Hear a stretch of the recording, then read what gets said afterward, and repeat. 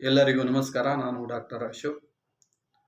ಹಿಂದೂ ರಾಷ್ಟ್ರದ ಕಲ್ಪನೆಯಲ್ಲಿ ಇದ್ದ ನಾವುಗಳು ಹಿಂದೂ ಬಾಬಾಗಳು ವರ್ಣಾಶ್ರಮ ಪದ್ಧತಿಯನ್ನು ಹೇಗೆ ಮುಂದುವರಿಸಿಕೊಂಡು ಹೋಗುತ್ತಿದ್ದಾರೆ ಎನ್ನುವ ನೋಡುವಕ್ಕಿಂತ ಮೊದಲು ಸ್ವಲ್ಪ ನಾವು ಪ್ರಚಲಿತ ಘಟನೆಗಳ ಬಗ್ಗೆಯೂ ಕೂಡ ಸ್ವಲ್ಪ ನೋಡಿಕೊಳ್ಳೋಣ. ಪ್ರಚಲಿತ ಘಟನೆ, ಇವತ್ತಿನ ಸುದ್ದಿಗಳ ಇಂಪಾರ್ಟೆಂಟ್ ಬಗ್ಗೆ ನಾನು ನಿಮ್ಮ ಮುಂದೆ ಹೇಳುತ್ತೇನೆ. ನೋಡಿ, ನಗರದ ಪ್ರಸಿದ್ಧ ಕ್ಯಾನ್ಸರ್ ಆಸ್ಪತ್ರೆಯಾದ ಕಿದ್ವಾಯಿ ಸ್ಮಾರಕ ಗ್ರಂಥಿ ನಿರ್ದೇಶಕ ಹುದ್ದೆಯಲ್ಲಿದ್ದ ಡಾಕ್ಟರ್ ಅಲೋಕ್ ಅವರನ್ನು ಸರ್ಕಾರ ವಜಾಗೊಳಿಸಿ ಆದೇಶ ಹೊರಡಿಸಿದೆ. ಅಲೋಕ್ ಕುಮಾರ್ ಅವರ ಮೇಲೆ ಭ್ರಷ್ಟಾಚಾರದ ಆರೋಪಗಳು ತುಂಬಾ ಕೇಳಿ ಬಂದಿರೋಗೋಸ್ಕರ ಈ ನಿರ್ಧಾರವನ್ನು ತೆಗೆದುಕೊಂಡಿದ್ದಾರೆ.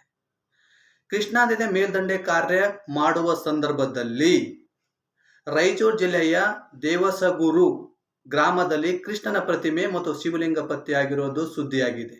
ಈ ಮೂರ್ತಿಗಳು ಕೃಷ್ಣನ ದಶಾವತಾರ ಎಂದು ಹೇಳಲಾಗುತ್ತಿದೆ.